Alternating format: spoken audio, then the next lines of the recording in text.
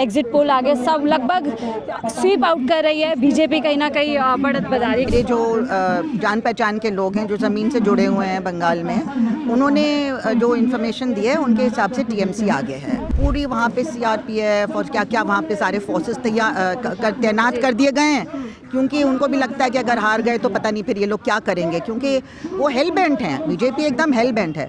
किस तरह से इन्होंने अल्पसंख्यकों को टारगेट करके, गरीबों को टारगेट करके लिस्ट में से निकाला है, शर्मनाक है वो, शर्मनाक है। ये तो बिल्कुल मतलब डेमोक्रेसी का खून हो गया है, हत्या हो गई है। कौन सा अहम चलने वाला है बंगाल चुनाव में, मोदी, मछली या ममता? बंगाली भाषा बोलने वाले लोगों को बांग्लादेशी बता रहे हैं, तो एक नेशनल प्राइड भी तो होती है ना, लोगों को रीजनल प्राइड भी तो होती है ना कि हम बंगाली बोलते हैं या अगर हम मछली खाते हैं, तो इसका मतलब ये थोड़ी कि हम एंटी नेशनल हो गए।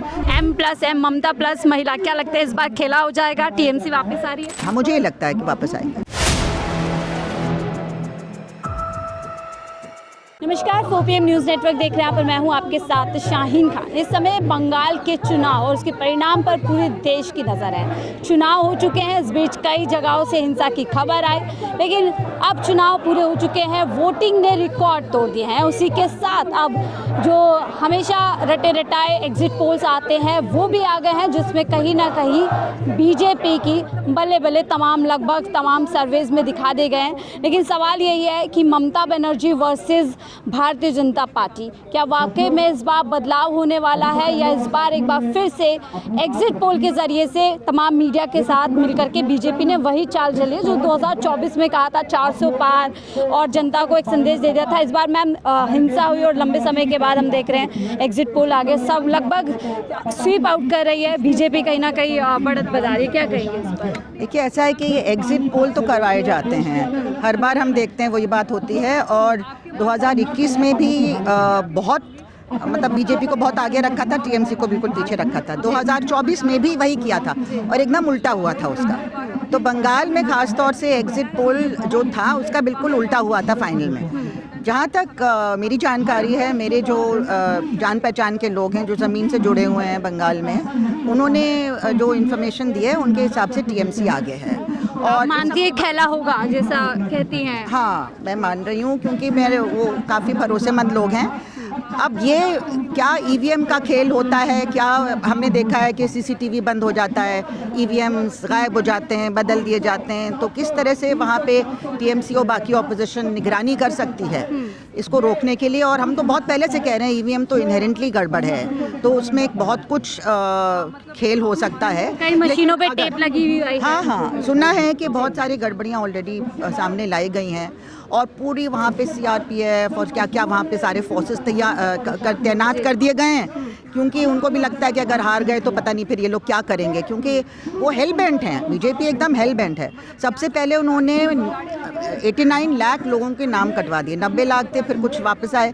तो आप ऐसा तो कभी हुआ ही नहीं है। आप लोगों को डिसएनफ्रेंचाइज कर रहे हैं, आपका जो हमारा जो हक है हमारे वोट का एक डेमोक्रेसी में, उसको छीन रहे हैं। और जो अंपायर है जो पूरा इसके ऊपर प्रिसाइड कर रहा है, वो बीजेपी के गोद में बैठे हैं, वो बीजेपी की जेब में बैठे हैं, उन्होंने चुना है उनको। क्या एक पार्टी चुन सकती है कभी अंपायर को? तो पूरा प्रोसेस इनहेरेंटली फ्लॉड है। तो ज्ञानेश कुमार और ये जितने भी इलेक्शन कमीशन के लोग हैं, इन पे तो बिल्कुल भी भरोसा नहीं हमें। जो उन्होंने किया है एकदम गलत किया है, कॉन्स्टिट्यूशन के खिलाफ किया है। और यूपी से आईपीएस अफसर को भेजा जा रहा है, वो खुलेआम धमकियां दे रहे हैं, इस तरीके से एक मुस्लिम मार्शल लॉ लगा रहे क्या वहाँ पे? ये क्या डेमोक्रेसी होती है? ये तो डेमोक्रेसी में ऐसा नहीं होना चाहिए था।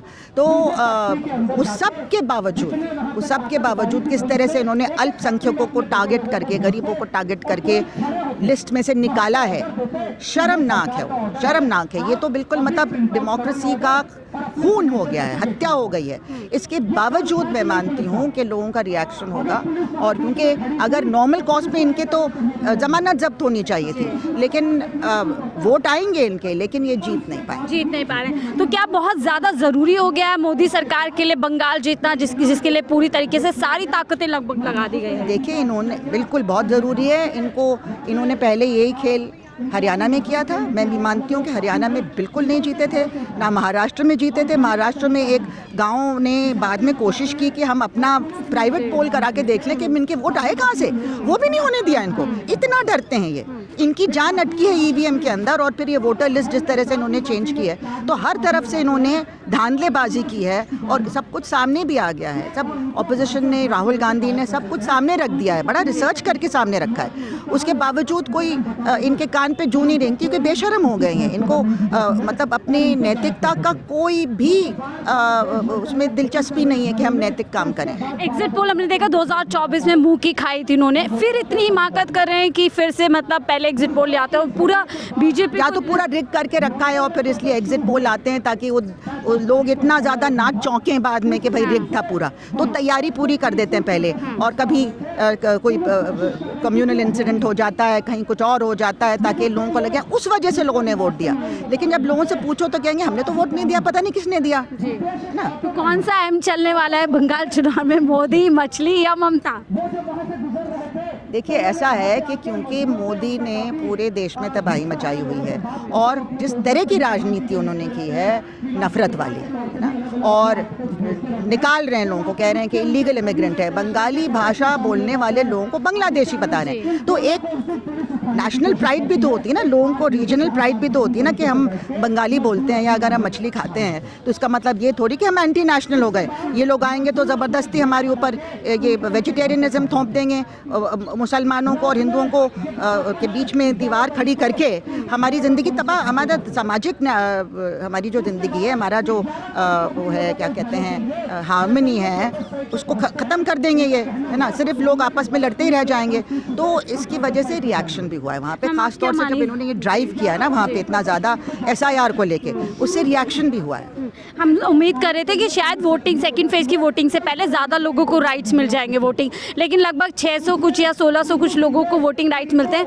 तो क्या ये भी एक पूरा तरीका बीजेपी ने अपनाया है कि वोट ही काट दो और कहीं ना कहीं बढ़त ले लो? तरीका तो है ही इनका। सबसे दुख की बात यह है कि हमारे इंस्टीट्यूशंस ने हमको फेल कर दिया है, और जब इतिहास लिखा जाएगा ना, ये लिखा जाएगा कि सुप्रीम कोर्ट ने क्या किया था, आपको जवाब देना पड़ेगा। मेरे बच्चे हो, बच्चों के बच्चे, उनके भी बच्चे जो हैं वो देखेंगे इतिहास में कि हिंदुस्तान जब डूब रहा था और हमारा संविधान ख़त्म किया जा रहा था, आप क्या कर रहे थे। आपको क्या लगता है अगर मैम ये एग्जिट पोल पलट होते हैं और जैसा कि टीएमसी दावा कर रही है, क्या पूरी तरीके से प्रधानमंत्री मोदी, क्योंकि कई विपक्षी दल के नेता बोल रहे हैं कि इसके बाद इस्तीफा दे देना चाहिए, अगर टीएमसी वहाँ पर जीत कर लेती है, अपनी सरकार बनाने में कामयाब होती है, तो प्रधानमंत्री मोदी जी को इस्तीफा दे देना चाहिए नैतिकता के आधार पर? इस्तीफा तो बहुत चीज़ों पे दे देना चाहिए था, लेकिन अब इतनी उम्मीद कहाँ है, नैतिकता होनी चाहिए इस्तीफा देने की। कहीं लाल बहादुर शास्त्री थे, कहीं एक्सीडेंट हो गया तो उन्होंने इस्तीफा दे दिया। यहाँ पे तो कितने रेल एक्सीडेंट्स हुए, कितने लोग मरे हैं। पहलगाम जैसे सिक्योरिटी ब्रीच, जहाँ पे मैक्सिमम सिक्योरिटी रहती है सेंट्रल फोर्सेस की,